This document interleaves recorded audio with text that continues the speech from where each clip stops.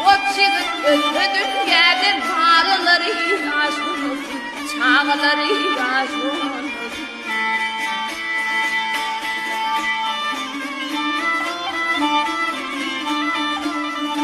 Ne külfet geçer yerinden, tükürüp tutur yerinden.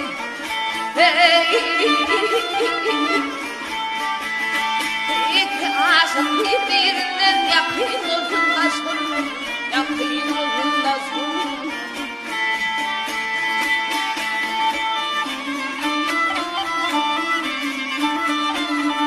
Köyün uşağı benim olsun, yanarım onu içimdesini. Hey,